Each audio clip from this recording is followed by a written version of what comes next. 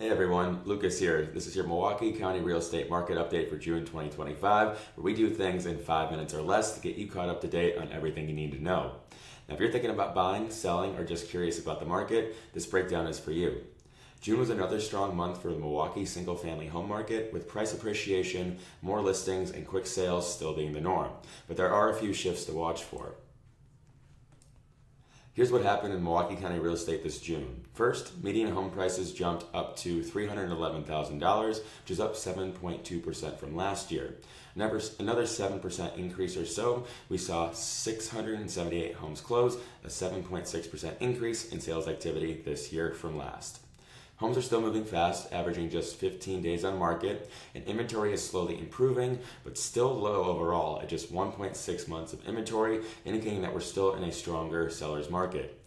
Now, new listings rose 9.5%, and this is giving buyers a bit more choice. However, while the new listings did rise, giving buyers a slight more choice or more choices to choose from, Milwaukee's market is still hot.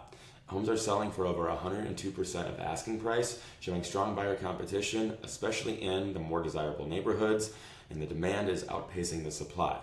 Well-priced homes are seeing multiple offers, generally on the first couple weekends on the market, if they're priced right and presented well. Closed sales have been climbing steadily all year, but in June, pending sales actually dipped 6%. Now, that could be an early sign of the market starting to cool as we head into late summer, or it might just be seasonal. Either way, it's something to keep an eye on, and we'll be looking at it next month on this channel. The closed sales of the dark blue shows that steadily increasing each month, showing strong follow-through on earlier buyer activity. Pending sales, the light blue line, shows after rising gradually from January to May, and then it declined in June. The lagging pending sales may indicate cooling in buyer activity as we head into late summer, possibly due to higher rates or perhaps buyer fatigue.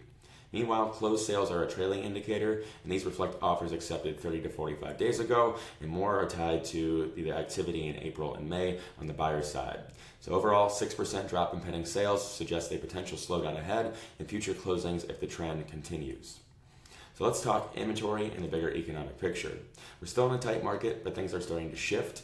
There were 1,062 active listings in June, which is up nearly 10% from last year, and 853 new homes hit the market this month.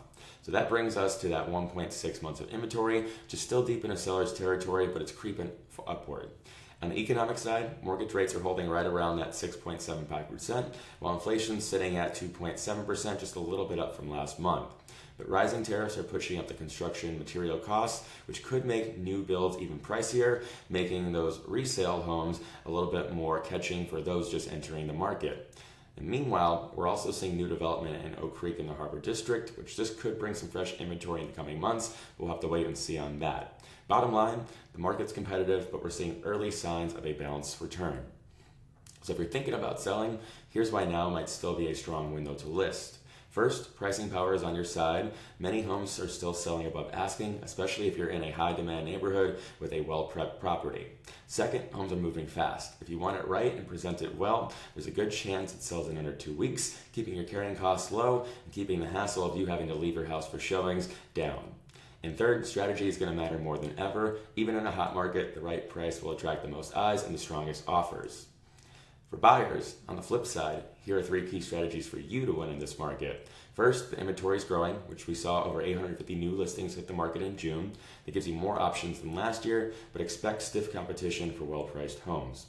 Second, getting financially dialed in is going to be imperative. Having your pre-approval, down payment, and closing terms ready gives you a huge edge when it comes to making an offer, especially if you guys are out in the field looking at houses. You want to have those things ready, so when you do find a house you like, you're ready to act as soon as possible so you don't lose out to competition. And third, don't overlook new construction. Well, yes, it's pricier. New developments in Oak Creek and Harbor District could be your best move if resale inventory feels too tight. And to wrap it up, we're still in a seller's market, but things are starting to shift.